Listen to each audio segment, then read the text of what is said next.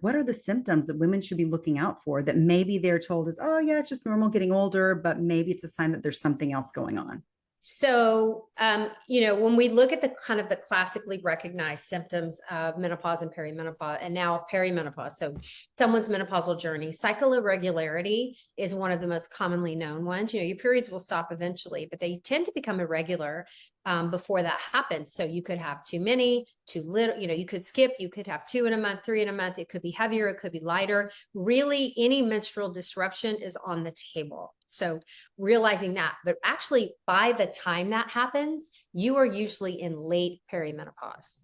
Okay, so menopause has been happening in the background. Maybe you weren't noticing it or you couldn't quite put your finger on it, but there is not an organ system in our body that doesn't have an estrogen receptor. And so let's start the brain. Okay, increasing mental health disease, increasing ADHD, less signal processing, less cognitive function, brain fog in the form of, I can't remember where I put my keys. I get in the car. It's short-term processing. Mm-hmm.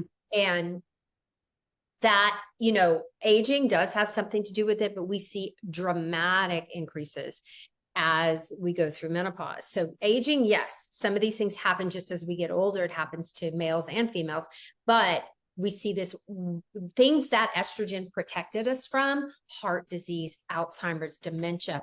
All of a sudden, autoimmune diseases rapidly rise, and estrogen was actually protective. We've lost our resilience. We're losing our resilience through the menopause transition without replacement replacement's not perfect, to cardiovascular disease, coronary artery disease, to Alzheimer's, to dementia.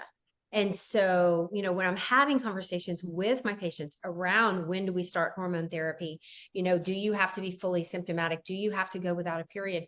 Actually, the studies are showing that in certain disease conditions, especially in mental health and cardiovascular disease, starting in perimenopause is more protective than starting in menopause. Okay, that is fascinating to me. So, somebody's listening going, oh, well, both my grandparents had Alzheimer's, both I know that I'm at risk, and I know that maybe I've got some insulin resistance, some things creeping up in that area, which of course we know is not good. So this estrogen connection is another puzzle piece that factors into that brain health later on. So Right. That's something we all need to be getting on top of earlier than we thought. So for the brain and the heart, especially, it appears that estrogen is more powerful. Estrogen is better at preventing and keeping the cell healthy than it is at doing something positive once that disease process has started. So for coronary artery disease, by the time you have a plaque that is calcified, estrogen is not that helpful, and it might be harmful. It has to do with nitric oxide and how that pathway works. Flip over to Alzheimer's. So women there was a study that it was Scandinavia, I think it was Norway.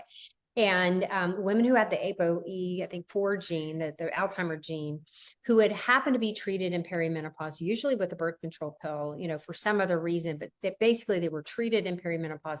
They measured their brain volume and cognitive function, and it was better and higher statistically than women who were not treated. And we know that when start hormone therapy in perimenopause have a much lower risk of new onset depression in menopause.